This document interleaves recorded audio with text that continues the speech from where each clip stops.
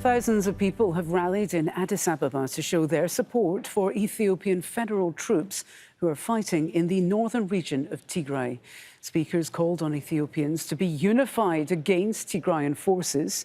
They accused them of using child soldiers. Well, this comes as the conflict has widened into neighbouring Amhara and Afar regions. Tigrayan groups claim more than 50,000 people have been killed in the conflict. Well, live now to Catherine Soy, who joins us from Addis Ababa. Catherine, tell us more about this rally.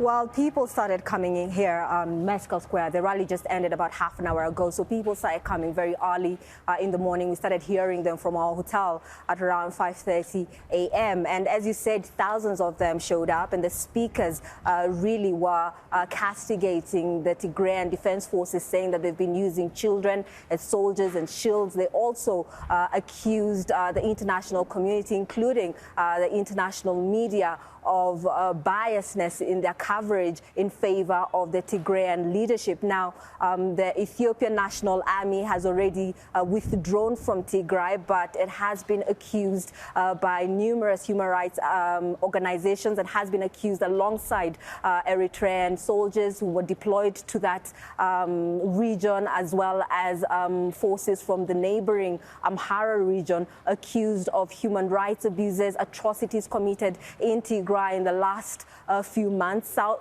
Thousands of people have been killed. Many have been displaced. The UN says up to 400,000 people are suffering famine-like conditions. 1.8 million are on the brink of famine, and aid works really are still struggling to get to a majority of the people because infrastructure has been destroyed in some parts, and in other parts fighting is going on. So the situation is still very dire indeed.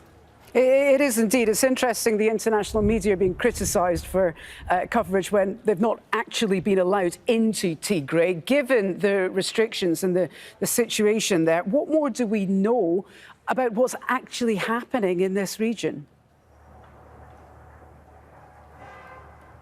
Yes, it's very difficult to cover this story, Hala, because all sides are trying to control the narrative, and access to Tigray now is very difficult, especially areas that are being controlled by the Tigrayan Defense Forces. But what we've been hearing is that in the last few days, there's been fighting going on in border areas between Afar region and Tigray. We've heard from the Tigray leadership saying that what they've been doing, confirming those incidents and saying that what they've been doing is trying to push the fighters from another region called Oromia, who the Tigrayan leadership saying was advancing into their territory. We've had from the administration of Afar region saying that it had deployed its troops again because the Tigrayan fighters were trying to enter the Afar region. These are regions that were not before involved in the conflict, and that is what is worrying many people. We're seeing more